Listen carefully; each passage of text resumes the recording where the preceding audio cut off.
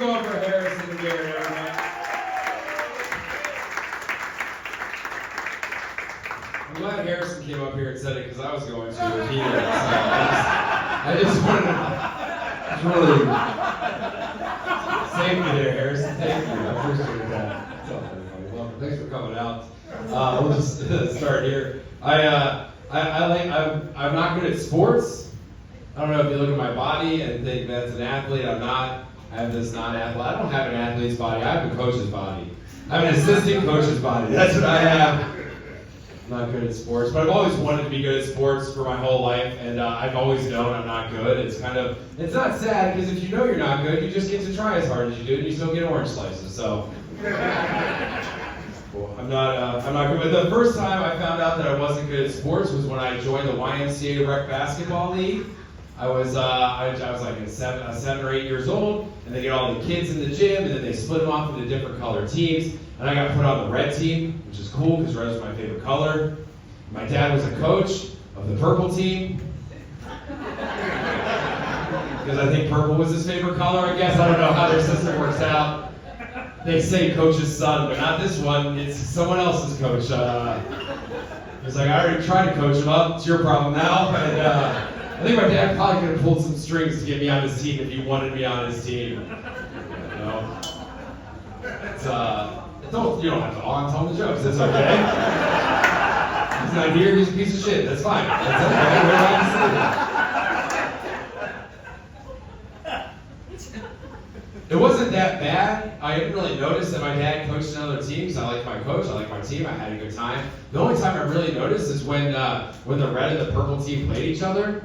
Because my dad was there to win championships, and he did win championships. And he took his team out to ice cream every time they won. But he was also my ride that game. So you can see a picture of 14 children and 1 adult and a graders, and 13 children and 1 adult are eating ice cream, and 1 child's learning that winners get ice cream. That's what I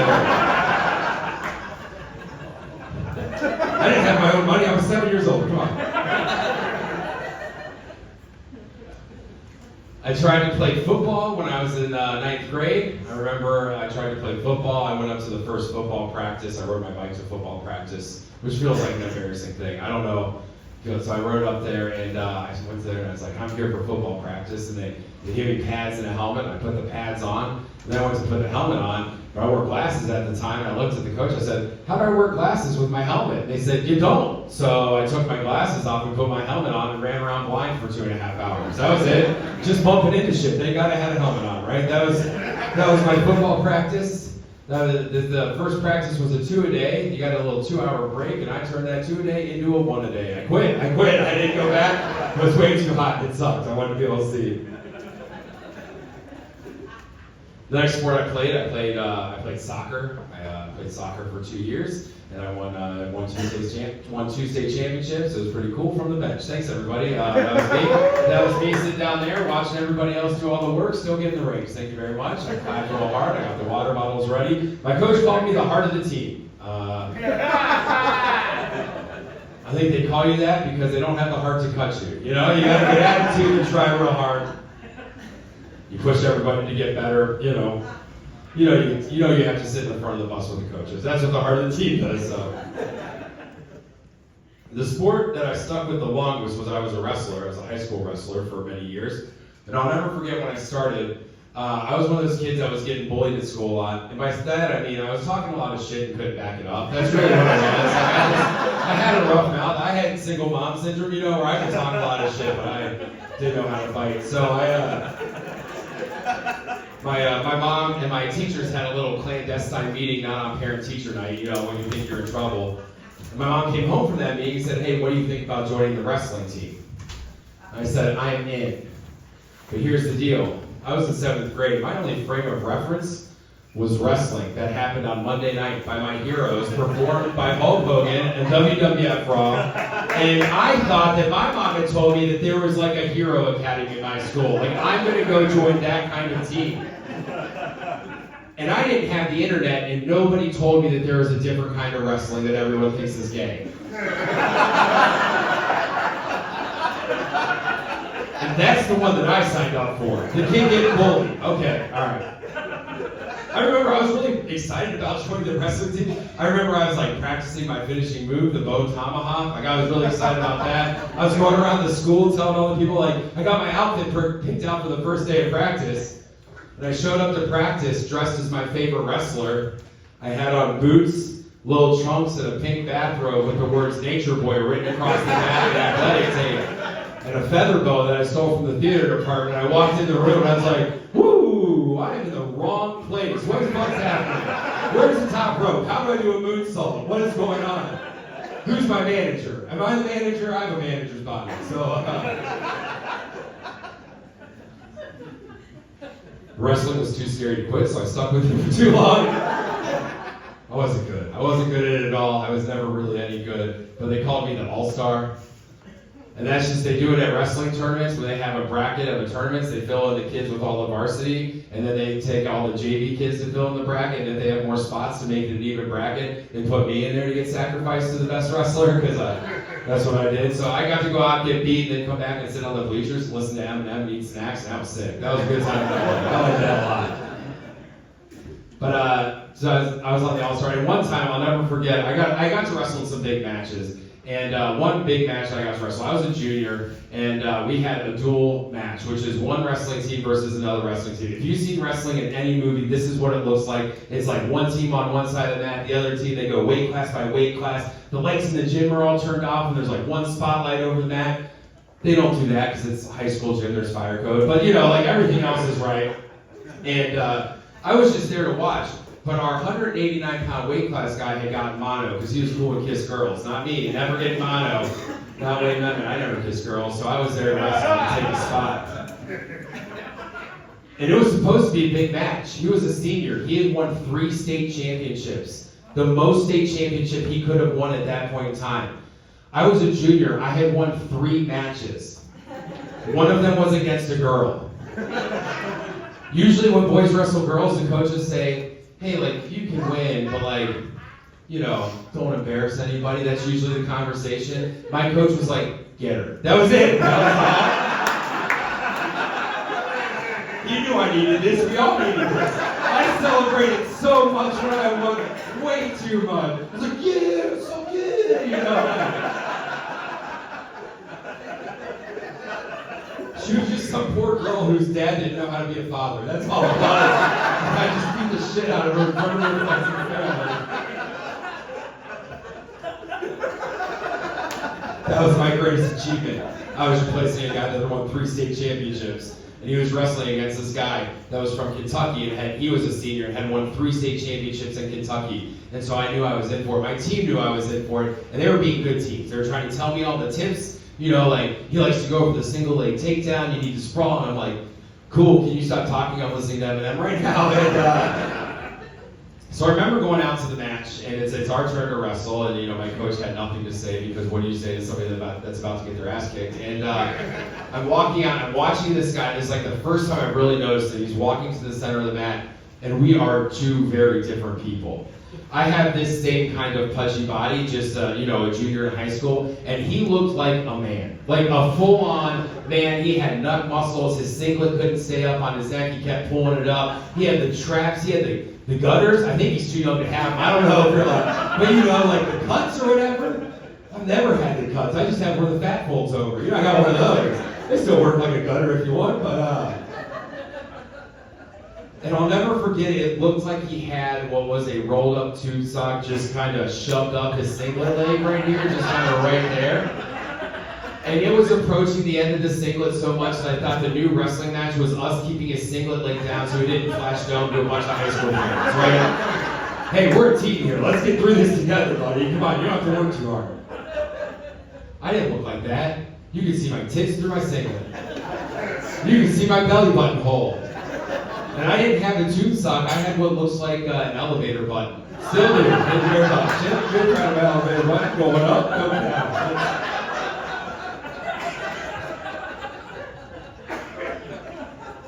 So I'm kind of like waddling out to this match to meet this guy, and he's, you know, hulking out there, and the referee meets us there, and we shake hands, and I should have turned around and walked right off the mat with a handshake. No way, I'm not winning this one, but I stayed there because I didn't want to make anybody feel bad. And the referee, he looks at me, and only me, and goes, "Good luck." And he blows the whistle, and then this guy reaches under my arm and over my head and hip checks me down to the mat and lands on top of me. And like he scripted it with the referee was there to declare me pinned in 4.5 seconds. And that's how I became the fastest pinned person in the state of Ohio. Thank you very much. State record. Failing in mediocrity. Way to do it. You might think there is no way that record is kept, and you could go to the Ohio High School Athletic Association, look in the record book that says this guy pinned Wayne Memmott in 4.5 seconds, and it's still there. I see it to this day. So thank you very much. I'm the most decorated loser in America. So.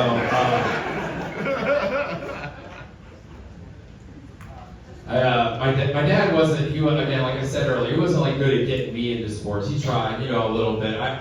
One time I remember that he got tickets to go to a baseball game. The Reds were playing the Pirates in the 90s, and being in the entertainment now, I know that they were just paper in the room. They were just trying to get any idiot out there to come to the game and spend money on hot dogs and beers. They just wanted butts and seats, but he thought he won a contest. So he comes home and he's like, "I'm going to take you to a baseball game." And I was excited to go to the baseball game.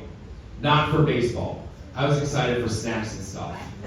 The whole reason any kid is excited to go anywhere. You can promise a kid a brand new Xbox and a filet mignon when you get home from the circus. If you don't spend any money there, you're still not leaving without cotton candy and a light up sword. It's not happening. You can take a kid anywhere. It's the ultimate parenting hack. Get them something to eat and something to play with, and they will love you forever. That's all you have to do. And so I was excited for that.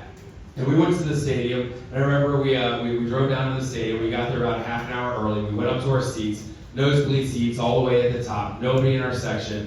And we sat there in silence for about 15 minutes, like every good father-son outing begins, right? Just not talking, nothing in common except that we're both watching the clock change numbers. That's it.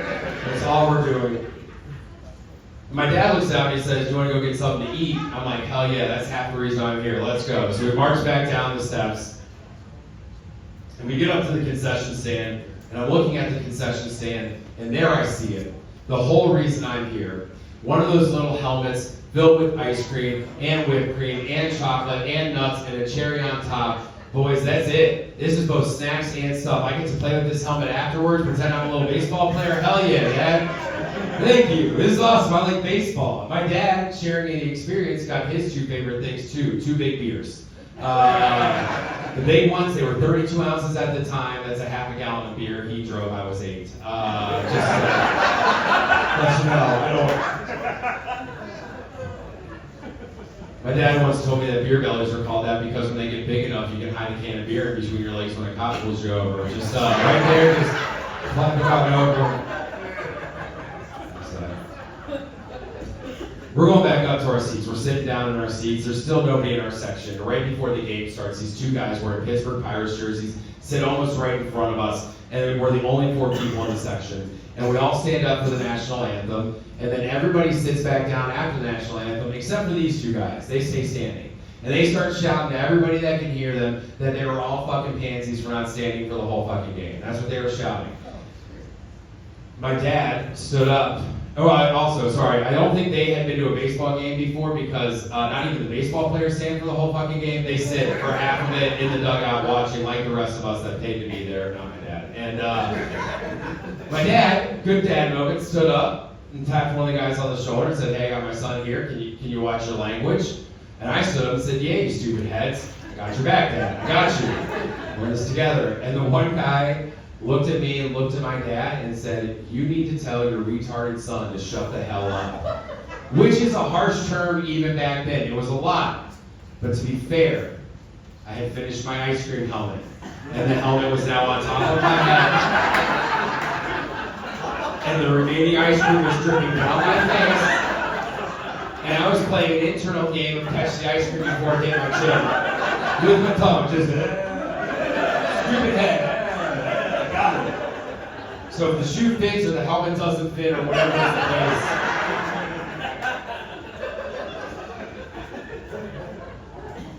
My dad and I sat back down, stunned.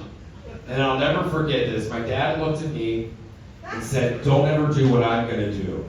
And he hands me his one remaining beer, and he stands up, and he reaches around these two guys' heads, and he slams them together real hard, and they fall to the ground dazed.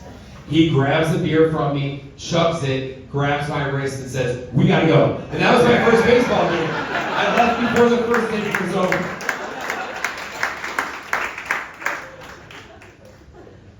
And now whenever I go to a baseball game, I expect my dad to act like Steven Seagal from Die Hard, or Under Siege, whatever. Fucking action dude to act like an action guy whenever I call someone a stupid head. Thanks, everybody. Did have a great dad, did have a great grandma. Her name's Louise, we called her Weezy, she was the best. We had a lot in common, me and Grandma Weezy.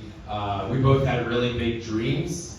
We spent a lot of time together, we talked about our dreams. I always wanted to be a stand-up comedian. She wanted to be a contestant on The Price is Right. Or Wheel of Fortune, but Jeopardy was too hard. That's what Weezy always said. The only difference between me and Weezy is that my dream's a little bit more attainable. I'm here to Go Bananas, headlining for all of you. Thank you all so much for coming out. Appreciate it. Thank you. I appreciate it. A lot of love in this room. Everybody's insane, so thank you. So I'm here, getting better at my craft, taking steps forward. She's never been to LA before, and I'm still alive. I don't know if dead people dream, but no, you don't have to feel sad. You pulled back, it's okay, it's a joke. God already said, Weezy, come on down. Nope, come on up. Come on up, Weezy. Come on up. You're the next contestant on Eternity. Spin the big wheel in the sky, Weezy. Get to the showcase showdown. Pass on the first showcase. It's hell. Literally, I don't care if there's a Sea-Doo, you're going to be riding that thing on a lake of fire. Get to the second showcase showdown. It's got an Ashley furniture set. You want that. It's good for your back while you rest for eternity. Weezy. Weezy and I, the other thing we had in common, I don't know if she actually had this in common or just told me that she did, but we were both obsessed with Michael Jordan. I was a kid in the 90s. I loved Michael Jordan. I loved everything Michael Jordan. She took me to see Space Jam when it was released. She was a good grandma. We would go out trick-or-treating every year, and we would always do costumes together, and for 5 years straight, I would dress like Michael Jordan. I would put on some fake Jordans because we were poor, and some red shirts, and a Bulls jersey that I eventually got too fat for, and then I would shave my head and put in some little fake earrings, and she would take me out trick-or-treating dressed as his teammate, Dennis Rodman. She would color her hair different every single year. One time I helped her spray paint a bowl in the back of her bleach blonde hair. It was pretty cool. I decided a bunch of years ago to dress like Michael Jordan to pay tribute to Weezy, but I dressed like modern day Michael Jordan. So I put on some penny loafers and some slacks, and a white Chris Paines t-shirt tucked in. And I also shaved my head and had the earrings in. And Michael Jordan at the time had some facial hair, technically called a two-finger mustache, colloquially known as a Hitler mustache, worn by Adolf Hitler, Michael Jordan, and now Wayne Memmott. I did not look like Michael Jordan at all that Halloween. I looked like a racist Mr. Clean. That's what I looked like. I got second place at a costume contest as racist Mr. Clean. I was kind of bummed that nobody got my costume. I was like, how do I look more like Michael Jordan? And my friend said, you should paint your face all brown. I was like, no. I'm not getting tricked into blackface again. Come on now. Then I would have just looked like a really racist Mr. Clean, you know? Probably would have got first place. All right.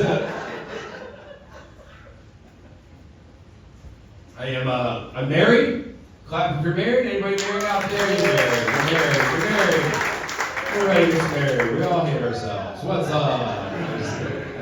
I love being married. My wife's incredible. She when we got married, we had what I like to call as a shake and bake wedding. I don't know if you've ever seen the shake and bake commercials where mom comes home after a long day of work and puts together like a 4-course meal for a family of 5, and some little scamp gets up on the counter and shakes the chicken in the breadcrumbs, and it goes, and I helped. I shoved the chicken in the breadcrumbs at my wedding. I helped. She did everything, and I got to pick my tie. It was a choice of 2 ties, and both of those ties were purple. I'm not gonna lie, I thought they were the same tie. My wife got a backup one for when I got ranch on the first one of the party. It's my wedding day. Ranch is involved, everybody. So Oh man. She planned the whole wedding, and because she planned the whole wedding, the deal was I would plan the honeymoon. That's what we did. So I planned a wonderful honeymoon in Asheville, North Carolina, and I called and made brunch reservations for us, and that was it. That was all I did. That was the whole thing I planned for our honeymoon. I made brunch reservations at a place called Biscuit Head, which is both of my favorite things. It's a perfect brunch honeymoon spot. The only way it could have been better if it was Biscuit Weed Head. That's the only way it could have been better.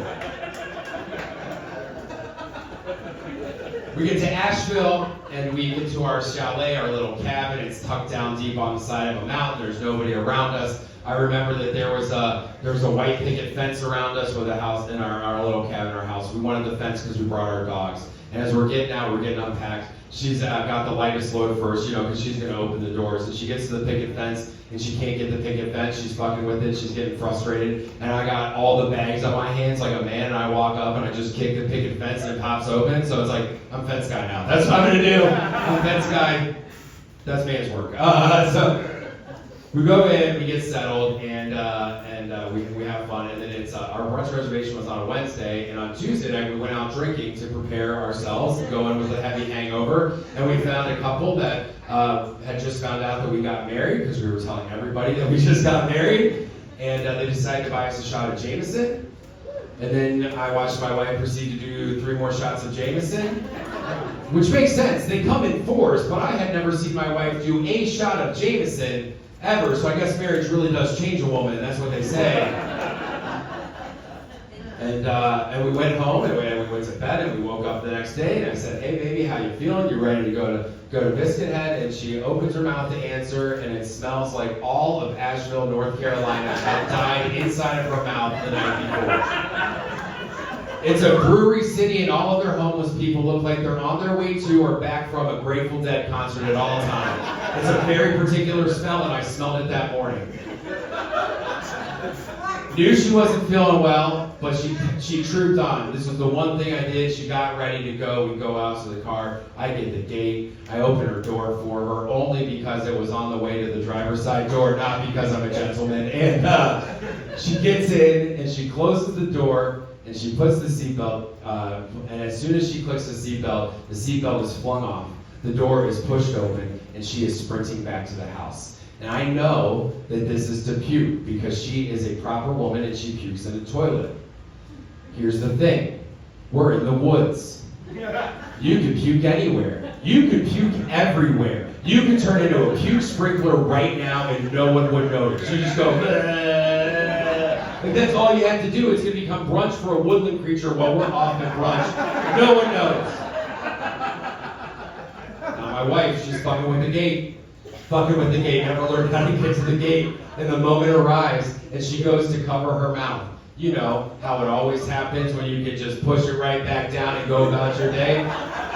But she doesn't cover it, she Wolverines it. And it's just cute fireworks all in the sky like the 4th of July. Woo, this must be my honeymoon. Because I am watching this from the rear view mirror, and it was closer than it appeared.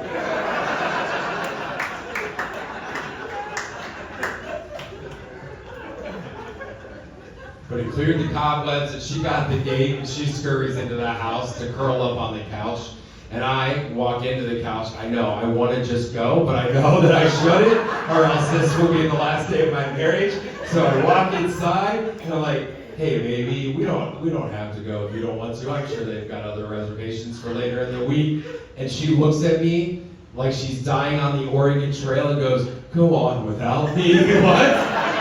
Is this a trap? I'm not supposed to, right? I want to, but I'm not supposed to. We've been together for 4 days. I like 45 minutes alone, but I'm not. Whoa. I was like, "Are you sure?" And then she looks at me and goes, "Bring me some biscuits." And I was like, "All right, Oliver Twist," and I went on my way. I just went on to my honeymoon brunch by myself. I get to Biscuit Head. Parking was easy. I see there's no line. I start to think, And as soon as I open that door, it dawns on me that nobody in the history of brunch reservations has ever needed a brunch reservation on a fucking Wednesday. Because people are at work, so I did nothing. I really did nothing. I walked into an empty restaurant. And because I'd given them my name, the three women behind the counter looked up at me and in unison said, "Wayne?" "Yeah, that's me, what's up?" "Hey, nice to see y'all, what's up?" And one woman looked at me and said, "Table for one?" I was like, "Yeah, it's my honeymoon." And that's it. It was a great part of my honeymoon. I really liked it. I did bring biscuits and jam back for my wife. I did do that, but it was great. It wasn't my favorite part. If she wasn't here right now, I might have said it was my favorite part, but just for the joke, just for the joke.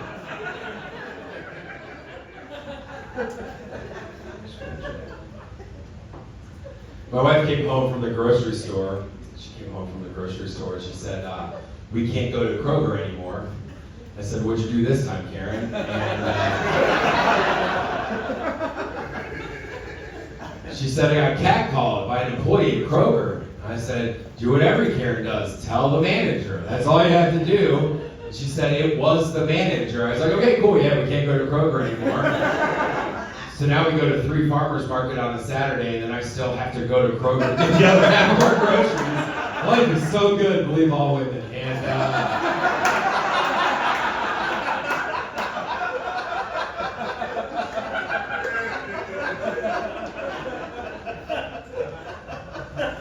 I've never catcalled anybody. I know I've never catcalled anybody. I know no dude ever in the history of anything can say that they actually have been catcalled the same way every single woman in this room, no matter your age, has just been walking down the street, AirPods in, listening to Bruno Mars or a podcast about killing dudes, justifiably. And some guy goes, "Hey, baby, you got a butt." You're like, "Yeah, that's where our poop comes from." And you just keep walking. I don't know. That's what I would say. I would just point out the bodily function of my rear end or whatever. But I'm not a hero. I've looked at a lot of butts, right? We've all looked at butts, right? Clap if you've looked at butts. If you're not clapping, you are lying. I know you've looked at butts. We've all been stuck on a crowded escalator at an airport with someone's ass right in our face, praying to God they don't blow that early morning Chipotle all over us, right? Just, God, please let this go faster. We're not riding them backwards to avoid looking at someone's butt. You're just looking at the butt. Be a gentleman about it. Never catcalled anybody, but I have dog-called lots of people. If you don't know what that is, that's just you pull up at red lights and stop sign or roll down your window and yell at people walking their dogs. "Hey, that dog's really cute. Can I pet that dog? What kind is it? Did you adopt or did you shop, you monster?" That's what it is. I'm not a man. That's not a biological thing. I'm just like, traditionally throughout the history, I'm not a man. I cry at too many commercials. Every year at the Super Bowl, the Google Pixel commercial gets me every time. I don't think traditional men. I also don't know how to fix anything in my house. I don't know how to do any of it. But it's even worse. Usually you just go to YouTube. Great. I don't know what to fucking type into YouTube to fix my house. I don't know the words to type in. We live in a 2-story house in Northside. I'm not bragging. I know in this economy it feels like I am. And when you walk into our house, on our first floor is a beautifully decorated bathroom. It's got like paint choices and marble and mirrors and showers and hot tiles on the floor. It's wonderful, but it's on the first floor, and my bedroom's on the second floor, so I've never used that bathroom because I'm lazy, and I use the second floor bathroom when I wake up in the morning, which also has a motif. It's called the YMCA gang shower. That's what it looks like. That's what it feels like whenever I shower there. The walls are all yellow. The shower head, it was a spigot, like a hose spigot. Like you can hook a hose up to it if you wanted to. If you want good pressure, you gotta put your thumb on it, kind of direct it like you're walking in the garden. And when you pull the thing to stop making it be a bathtub and make it be a shower, there's more water coming out of the bathtub part than the shower part. So if you want the good pressure, you gotta get down real low. You gotta get like down there to get the conditioner out of your hair. The thing is the water's plugged, or the drain is clogged, and the water's piling up, and you've already peed in that water. So I wanted to fix all of that in my house. I wanted to change all that. So I went to Google and I typed how to make more water come out of the shower part than the bathtub part. And a video came up with 3 billion views with that exact title. So I watched the video, wrote down the list of parts in the order they said, and I went to my favorite department store, my favorite hardware store, Menards.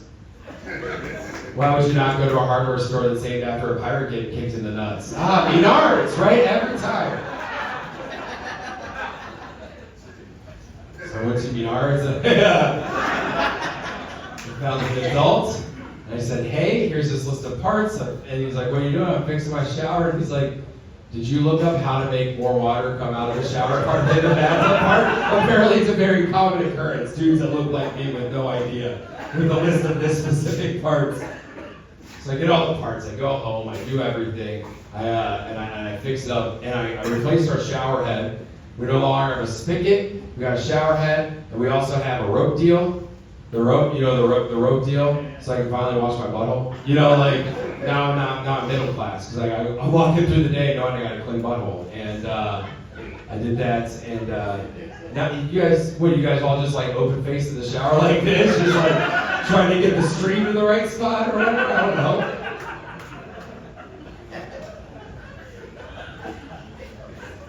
The shower head's got 5 settings on it. The first setting is water the plants. The second setting is water the plants, but they've been a little bit naughty, right? Like, you're gonna feel a baby or whatever. The third setting is shower, the one it will be on for the entirety of its life because we're too lazy to change it.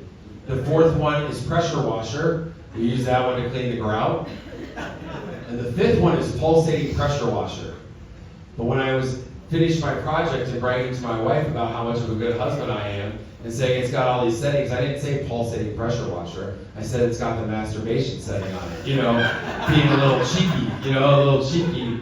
Hey, baby, I'm looking out for you or whatever. And she looks at me and goes, how do you use it to masturbate? And I said, what? Was not expecting that question. I don't think I do. I guess when I wash my butthole, I do leave it there for a little too long or whatever. But maybe you can. There I was, mansplaining female masturbation with a shower head to my wife, so I haven't fixed another thing, so.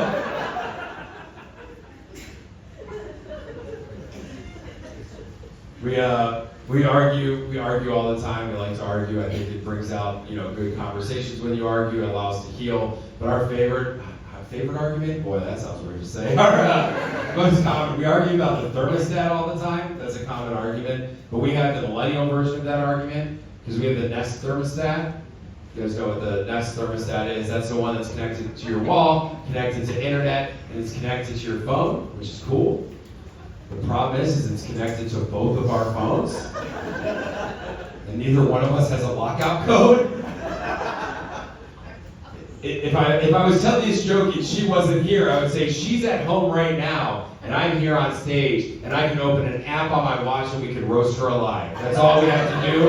We can just treat her like a frog in a boiling pot of water and turn up a degree every minute and see if she notices. Spoiler alert, she'll notice right away. I've already done it. 1 degree. That's when she starts texting me. She'll ruin the show. She'll be in one room, she'll be turning the temperature down, I'll be in the other room turning it up, and it just looks like a game of Pong going back and forth on our thermostat all night long. Until one night we did this so much that it broke, just stopped conditioning air. I don't know what they do. Whatever, it wasn't hot or cold anymore, it's just boring or whatever, and it didn't work. I just spun it and I was like, I don't know, maybe it's not working. There's no switch to turn it on or off again, so I had to go figure out how to fix it. And I said, Google, how to condition my air again. And it said, call the HVAC repair person. Google, what does HVAC stand for? I would have put good money that the V stood for vacuum. I'm telling you what, heating, ventilation, air conditioning. I do learn something. And so I called this guy, and he came to our front door, and he looked at me, he's like, I was like, heating, ventilation, and air conditioning? He's like, yeah, people don't usually say that, but he's like, I just learned it, so I wanted to show off. And he's like, can you take me to the furnace? I was like, probably not. Is it usually inside or is it outside? He's like, inside. I was like, basement? And he's like, yeah. It's like, you should just say, take me to the basement. So I know where that is. It's like, take him to the basement. I'm like, there's your furnace. And he goes, that's the hot water heater. I was like, cool, there's your furnace right there. Second try, got it. He starts tinkering around in there, and he comes up for air. He goes, I think your compressor's broken. And I was like, that sounds expensive. He's like, it is. I was like, well, once you fix that, how do we keep that from breaking again? And he's like, do you and your wife change the temperature a lot? He's like, yes, all of the time, constant struggle in our relationship. He's like, compromise with your wife. And I was like, what? Oh, you mean just compromise with my wife? Oh, why didn't I think of that, fucking idiot? Oh, just compromise with my wife. I think you just fixed my marriage. Writing a letter on there. HVAC and repair person. Good job, sir. You just graduated. Get yourself another certificate. She likes to keep it at 66 degrees. Because she's almost the devil. I like to keep it at 69 degrees. Hell yeah, what? 69. It's the perfect temperature for partying. It's really the only temperature for partying because 420 is too hot. That's way too hot. You pre-make ovens at that temperature. Pre-make me at that temperature. Hell yeah, what's that?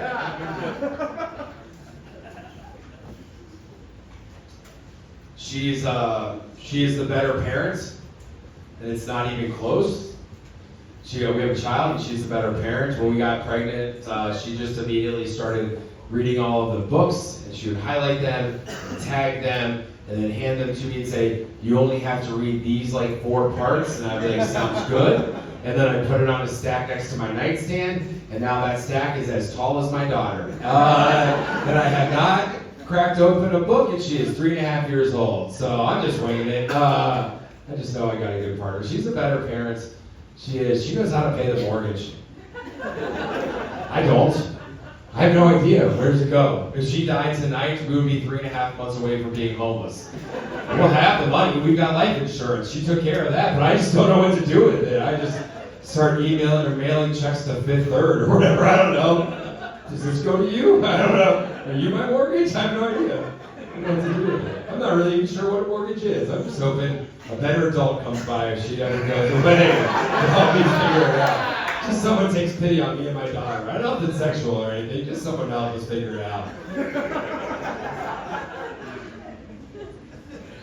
She's a better parent. She knows everything about being a parent, and it's wonderful to have a partner that's so invested in that, and I get to be so invested in myself. And here's how I know she's a better parent. I'm here. I'm telling jokes about my butthole doing what the IRS considers a hobby. Guys. She took care of all of the child care for our daughter in order to be here tonight. She is the better parent. You can clap for her. She's here. Clap for her.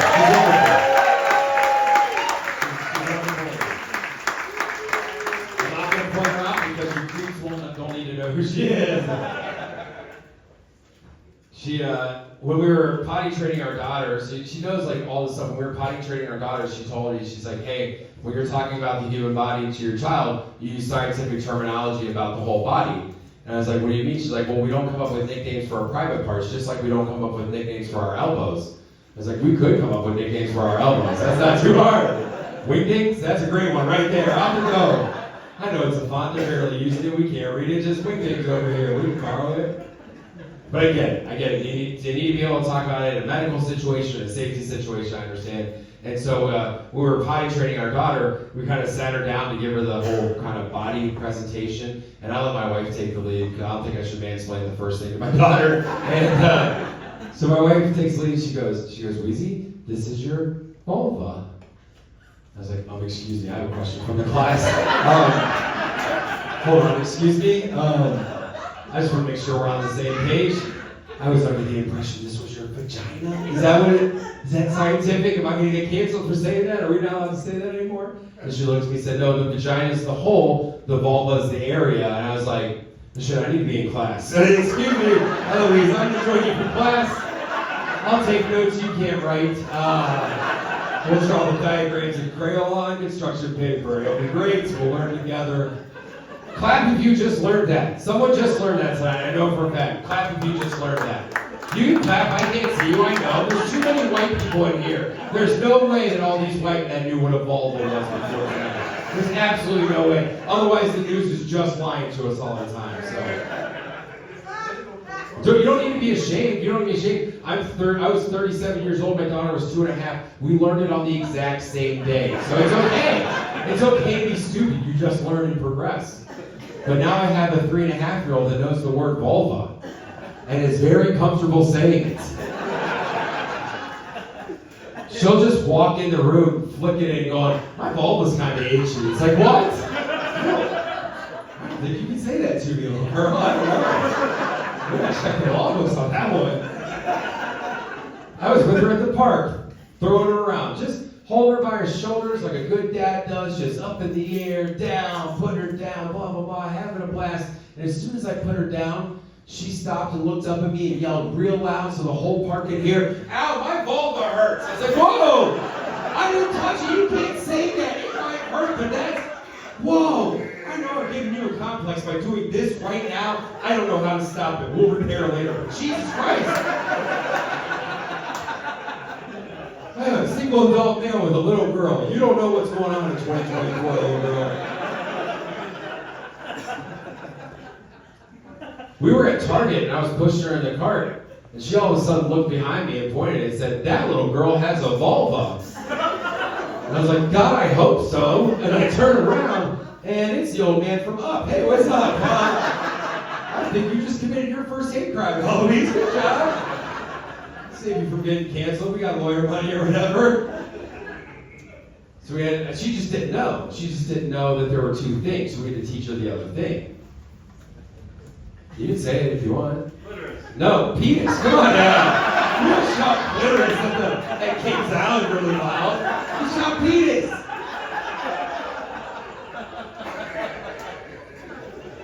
Penis. She doesn't say penis. She says penis with the TH, really elongated like that. And it's cute until one day she ran down the hall, opened the door while I was peeing, and looked at me and says, hey Dad, why do you have a penis on your vulva? And now I sit down to pee in my house at all times. Just a roll, I said. Hey, we're winding down. This has been a lot of fun.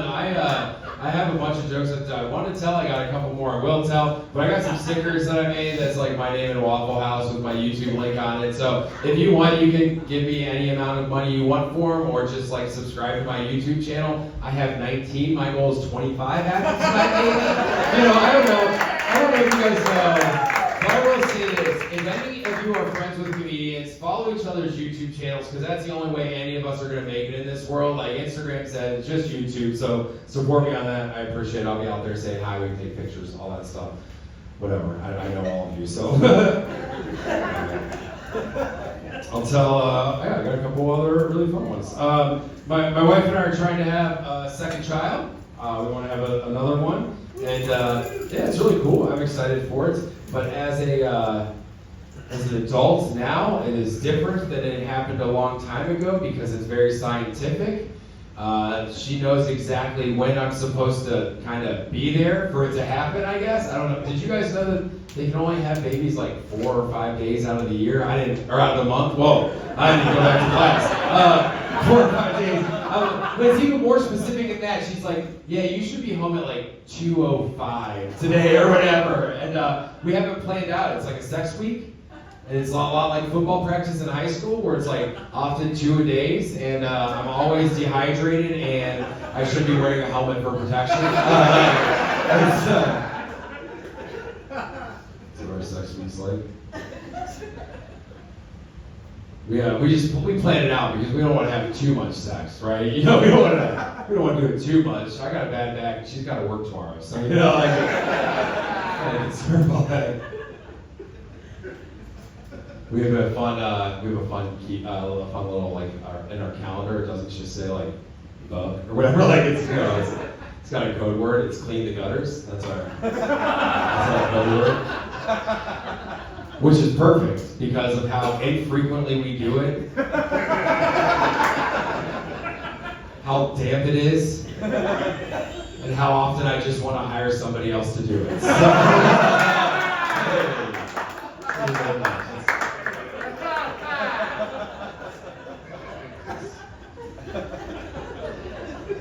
I feel bad for her because I am bad at sex.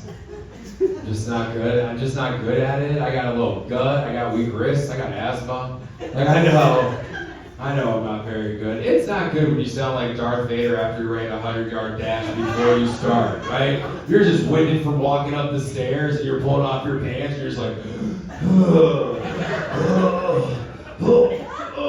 all right, you ready? That's not. Anybody else get wet from that? Not her.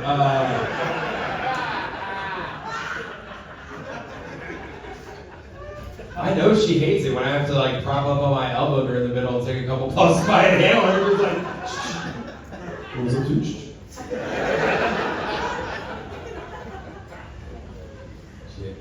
Not very good. We have very white bread sex, which is fine. It's all on me, but that's okay because I like white bread. A little bit of butter, sometimes some jam on my birthday. Hell yeah. Our favorite, we tried to spice it up. We tried to spice it up recently. Most couples, as they have been together for a while, they keep trying to find spice up. They get games or toys or whatever. We started listening to music. That was it. That was how we spiced it up. We just put sounds on in the background. That was it. Like maybe we should like listen to something or yeah, I don't know. I thought she would have brought that up earlier when she just hears me going in her ear all night. So I'm gonna dampen that. But I don't know how to make a sexy playlist or whatever, so I used Spotify and just looked at what they had available. We found a couple. We tried one, and then halfway through, My Pony came on, and I couldn't stop laughing or doing the dance. So.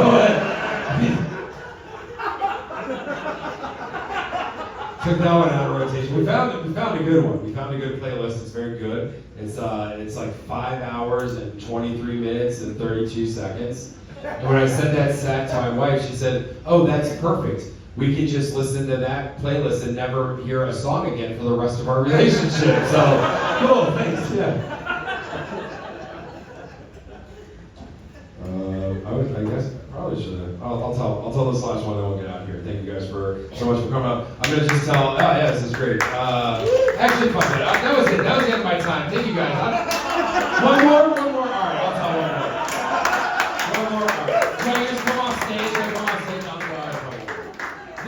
This is my first closer ever. This is the first closer that not ever. This is the first good closer I ever wrote that I've done here many times. And I don't really do it a lot anymore, but I kind of want to do it tonight. So I'll tell you guys this.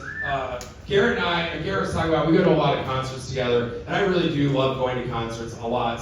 But there's a difference between an indoor and an outdoor concert, and I love outdoor concerts way more than any indoor concert because you get to like tailgate beforehand. Like I like sitting in a parking lot drinking beer for hours on end in the hot sun before I go sit in another parking lot and drink beer in the hot sun for hours on end while my band is playing. That's what I like to do. And one time my buddies and I, we were outside of a Fish concert. We were broke, had nothing to do, got there early, and we were set up, camping out, grilling out, drinking beers, having boys being boys time. And this cop was patrolling the lot, and he, Officer No Fun, stopped our little group and said, "Fellas, those beers got to be in cups. There's an open container law in here." And I looked at him with the beer and I said, "Officer, this container is open." And he reaches in his little cop bag and pulls out a sleeve of Solo cups like he's Mary Poppins and gives it to me. And I'm like, well, what am I supposed to do with this? And then he takes them both back away from me and starts to pour the beer in the cup. And he says, the difference is if the beer's in a cup, I can't tell what it is. Beer's got to be in a cup. And he gives it back to me with a perfect pour. What the fuck is happening? We should have a ticket or arrested. This is Indiana. What is going on? My buddy Teddy, he'd been smoking some weed before the concert, and he was passed out in the chair next to me, I thought. But he woke up at that very moment, looked at the cop, and said, "What about the pot?" Is that have to be in a cup too? And then cop turned around and said, well, I don't know where you're from, but if you're smoking pot out of a cup, you're doing it wrong. So, hey, thank y'all so much. You guys are awesome.